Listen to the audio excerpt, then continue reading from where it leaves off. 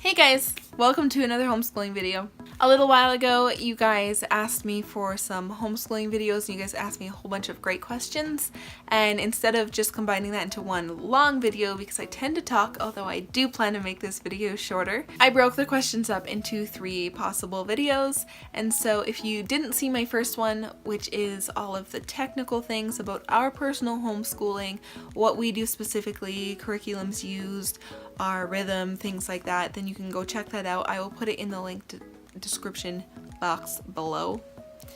Wow. In this video, I'm just going to talk about some general questions I got and ones that were specific to our homeschooling, so I hope you enjoy. I feel like a lot of these questions can be quite relatable to anybody who is homeschooling more than one child as well. So if you have any tips for me, feel free to share, and I will be grateful. The first question I got was, what subjects does my son Grayson do? If you're unfamiliar, I have 2 kids. I have a daughter who is 7.5, her name is Mackenzie, and I have a son who is 4 and his name is Grayson. And I'm homeschooling mainly my older daughter because she's registered and we're fully homeschooling her, and then we're just doing, preschool stuff like that with my son Grayson. So on the question of what subjects Grayson does, like I said, we're still in the preschool phase. I'm a big believer in a lot of play-based learning and taking it easy and doing a lot of hands-on things. Basically just not shoving workbooks in their faces or anything too boring or tedious at this age. In terms of subjects, I guess he does all of the subjects. Since I'm homeschooling 2 kids, the way that it works easiest for me is I kind of try to do whatever I'm doing with my older one with my youngest and just do it on his level. So science can usually easily involve my 4-year-old.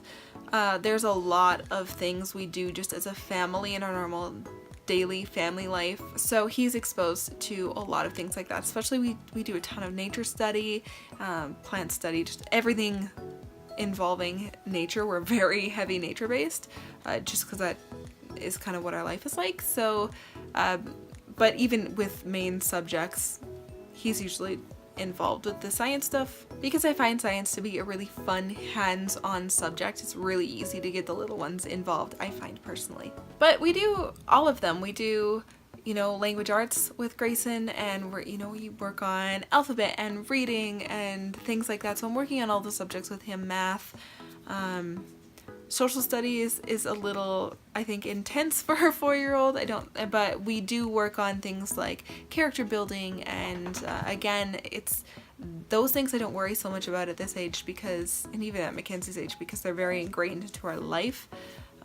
With Mackenzie now we're getting a little more technical, but yeah, it's pretty easy. Plus he does a lot of the extracurricular or the outside of the core subject things that Mackenzie does as well. He's really interested in piano and music, so we do those with him. We're really art heavy. Of course he can join in with things like that, so there's not many things that he can't join in and participate in the subject or the context of what we're doing. Next question I got was, how do Cody and I homeschool together? If you're unfamiliar, my husband, whose name is Cody, right now he is at home with me, and so we are actually, as I make this video, we're finished with our school year.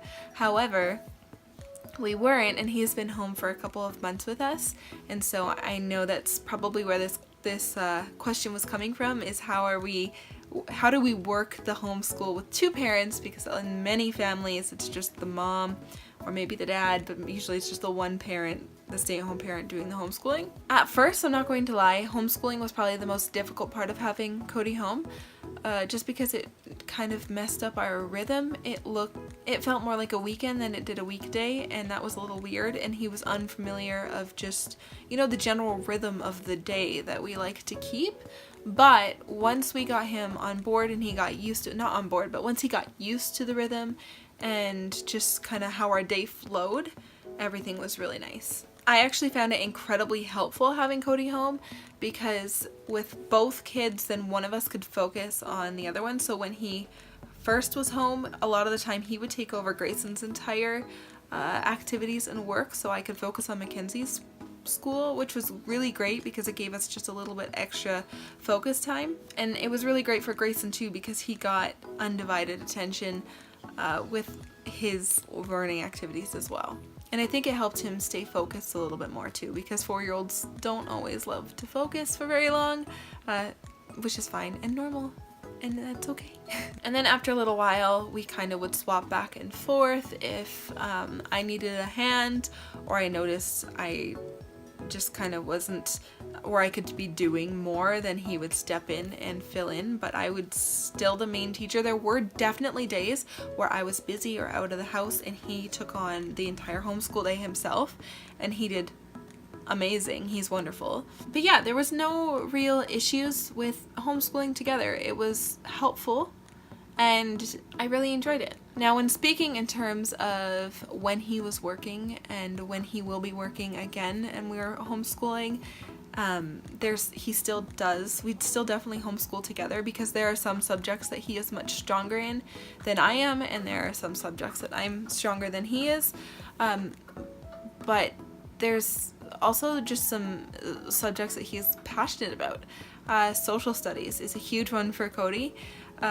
He's a huge history buff. A lot of people don't know that about him, but he is just a huge history nerd, and it's so handy for homeschooling. So sometimes how that will work is if there's something that, you know, I feel we would be stronger doing together, or I feel the kids would benefit more having him do it, then maybe we'll just wait until he would get home and we'd do that subject then. And that worked really well for us as well. I hope that covered all your questions about that. I didn't really know exactly what you meant, whether it was him being home full time right now or before when he was working. So I hope that answered everything. My next question was, do you have any tips for juggling different ages? I'm going to be really honest with you. It is tough. It's so hard. I'm not going to sugarcoat it. It is hard to homeschool 2 different ages. Or, you know, 3 different ages. I only have 2 kids, so I only have to do 2 different ages and 2 different kids. But it's a challenge for sure. So if I didn't super prepare for this video, but if I had to think about specific tips or things I've developed that have really helped, one would be staying organized and being organized. Just keeping my day planned in my planners really helps me. Having a good rhythm down, it gives the kids an expectation for what to expect for the day. Sometimes I will just do like a little busy activity for Grayson if I really need to focus on Mackenzie. Those are things, busy boxes and like busy books and fun toys or activities that aren't loud and distracting that your child doesn't see every day. So I put them in the closet and they only come out during those certain times. So like maybe he'll get a selection of a couple toys that I'll rotate through, or a couple activities that I'll rotate through only on Mondays. So when he gets them, and then I'll have another group for like only Tuesdays or something, so that when he gets these things, they're new and exciting and he will sit down and play with them for a while. Sometimes it is a little bit of a challenge because sometimes Mackenzie wants to be more interested in what he's doing than what she's doing, but usually it works out quite well. So if you have younger kids, and I can only speak from experience. I can only speak by like distracting the younger child. I highly recommend busy activities, sensory boxes, just toys that they don't normally play with, things like that, activity books. I have an entire closet full and it's so handy. And sometimes on a really difficult day, sometimes he gets to be just in a separate room and he gets to watch an educational show that he likes for 30 minutes or something while I just focus on Mackenzie, and that's okay. And don't feel guilty if you have to do that, because when you're homeschooling 2 different ages, you just gotta you gotta do what works, and you have to do whatever you can to get what you want to get done. I think also sometimes you just have to be flexible. Well, all the time really. You have to be flexible when doing 2 different ages. and do what you need as well to take care of yourself, so you can be really patient, because it does take a ton of patience to juggle the 2 different ages. And by being flexible, I mean sometimes maybe you have to do one first and then the other, or maybe you have to take little breaks, like a subject for one, a subject for another, a subject for one, a subject for another.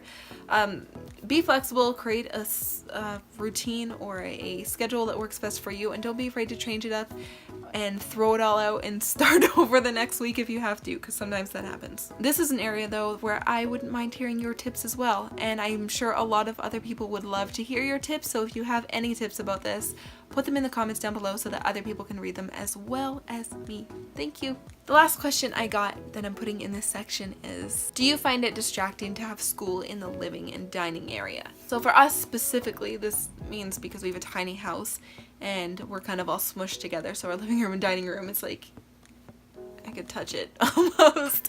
But I think this kind of applies for most open plan houses, a lot of people who do school at the kitchen table. I personally do not find it distracting doing school at the kitchen table. I love it, actually. It's quite the opposite of distracting for me. I absolutely love it.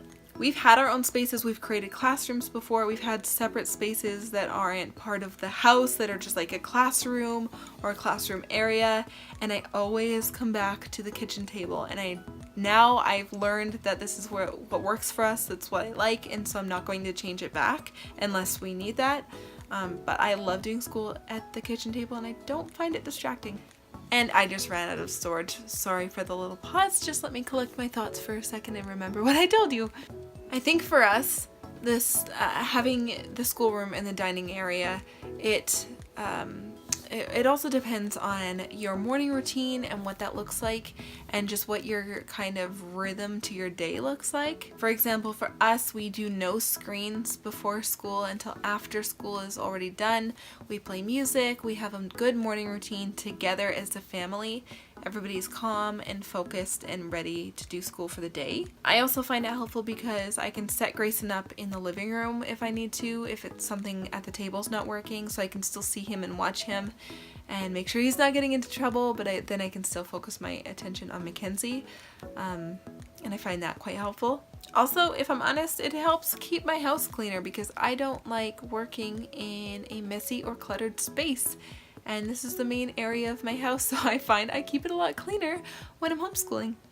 I feel like there's also just kind of an energy about the experience of homeschooling at the dining room table, and I know this doesn't work for everybody, and everybody has different opinions on this, but for me, it just felt too much like a classroom when we created a separate space for homeschooling, or having a separate room for homeschooling. I definitely see the benefits to doing that. We've done it too, but I'm just not going for a classroom feel or a classroom look. I just don't want our schooling experience to feel like a public school classroom. So I want it to be different because it is different. And I feel like when we're doing sit-down work, the kitchen table keeps everything light and airy, because for our family, the kitchen table is where happiness is. It's where we come together. It's where we talk. We sit down and eat dinner every night. So there's no negativity associated with our kitchen table. And I feel like sometimes if the kids aren't looking forward to school or something, then it can just start to associate more negative energies, negative thoughts towards, you know, oh man, oh I hate the schoolroom, I don't want to do school, you know? I don't know, I just find it a little bit different when it's at the kitchen table. But that's just me. Again, everybody is different. That wraps up the questions I got for this little video. I wanted to try and keep it short. I hope it was on the shorter side for you guys.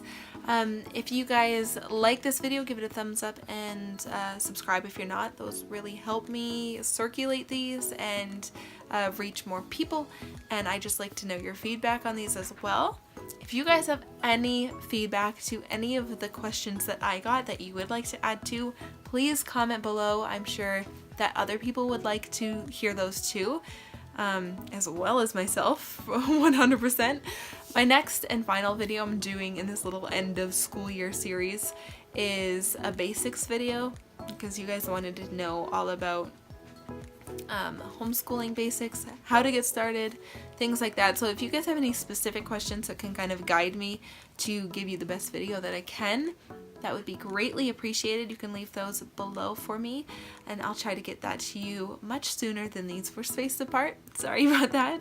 And I think that's all I have for you. So I will see you guys in my next video. I hope you like this one. See you next time. Bye.